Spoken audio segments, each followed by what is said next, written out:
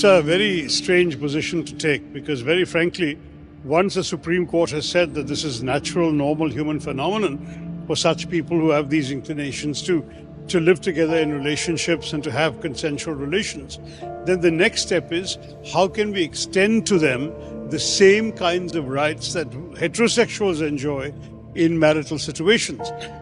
So in many democratic countries, it is normal to permit unions between people of the same sex, and in many, many countries now marriages are also possible. Now let's try and enable such people to live decent lives as the rest of us can do. Hello and welcome to All Indians Matter. I am Ashraf Engineer. From mid-April, the Supreme Court will begin hearing arguments on whether same-sex marriages should be legal in India. If it rules in their favor, India would become only the second Asian nation after Taiwan to recognize same-sex marriage, the logical next step to the decriminalization of gay sex. It would make India the biggest democracy with such rights for gay couples. However, there's a mountain-sized problem. The ruling BJP opposes same-sex marriage and, in a filing in the Supreme Court, said it is not compatible with the concept of a quote-unquote Indian family unit.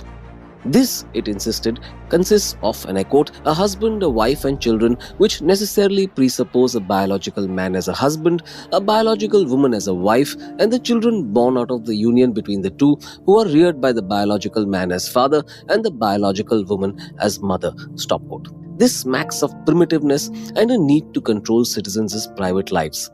India legalized gay sex in 2018. It should legalize gay marriage now. It's time. All Indians Matter. In September 2018, a 5-judge constitutional bench of the Supreme Court read down Section 377 of the Indian Penal Code, making gay sex legal in India. That gave further momentum to the demand for expansion of legal rights for the LGBTQ community. So, while hearing the petition to legalize gay marriage, the Supreme Court rightly said that the debate is of quote-unquote seminal importance. Since 2018, there have been at least 15 pleas filed in an effort to legalize same-sex marriage. At least one of them says that without it, the couple's personal liberty is curtailed. If they could marry legally, they argue, the practical difficulties they face would disappear. What are these difficulties? Presumably, matters like owning property jointly, having joint bank accounts, adopting children together, etc. The government, however, echoed Prime Minister Narendra Modi's view that such unions are not comparable to those between a man and a woman, which it said was a quote-unquote holy union and a sacrament. Last year, it said in a court filing that same-sex marriages would cause, and I quote, complete havoc with the delicate balance of personal laws in the country. Stop quote. Sushil Modi, a BJP MP, told Parliament that same-sex marriages would be, and I quote, against the cultural ethos of the country. Stop quote. And a decision on that should not be left to, and I quote, a couple of judges. Stop quote. The Supreme Court, of course, has indicated it won't be cowed down. The LGBTQ community's stand is that refusing to legalize same-sex marriage deprives such couples of the right to equality and opportunities enjoyed by married heterosexual couples.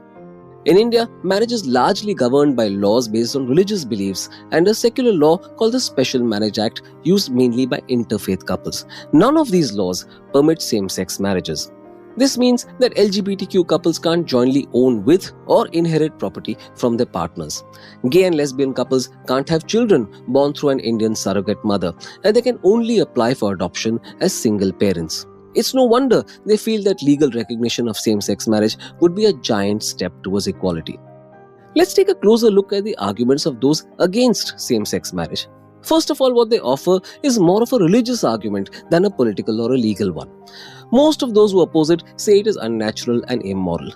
Some say it's not natural because it cannot result in biological offspring. Others say God's will is seen in his creation of Adam and Eve. He did not, they say, create 2 men or 2 women. The other arguments broadly say that same-sex marriage is against Indian culture. These arguments are ridiculous.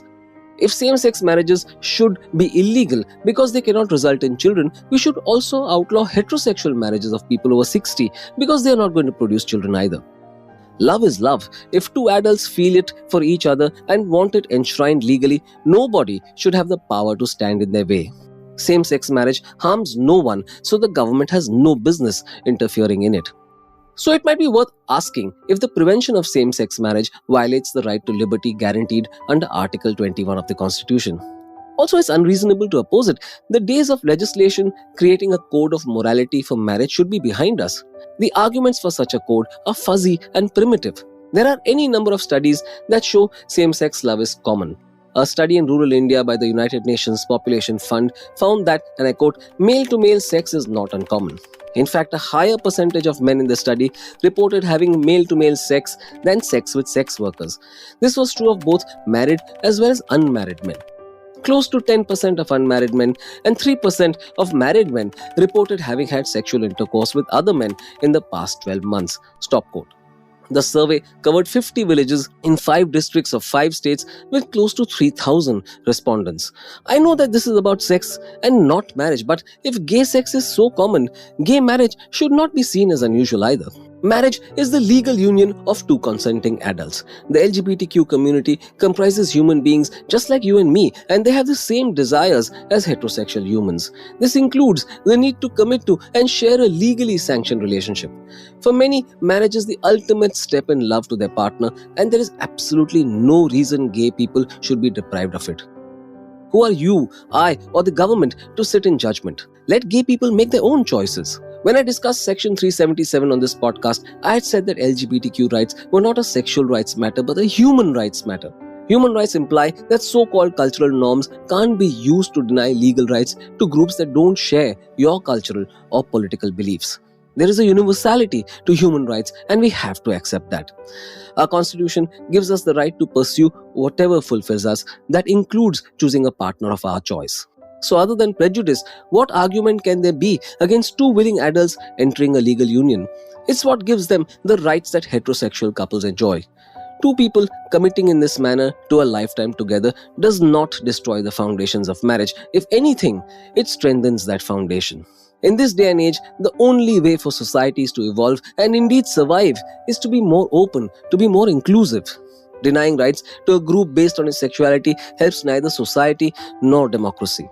I'll repeat myself, same-sex marriage rights are inextricably linked to human rights. The government needs to get out of the way. Thank you all for listening. Please visit allindiansmatter.in, that's ALLINDIANSMATTER.in for more columns and audio podcasts. You can follow me on Twitter at Ashraf Engineer, that's ASHRAFENGINER, and All Indians Count, that's ALLINDIANSCOUNT. Search for the All Indians Matter page on Facebook. On Instagram, the handle is All Indians Matter. Email me at editor@allindiansmatter.in. Catch you again soon.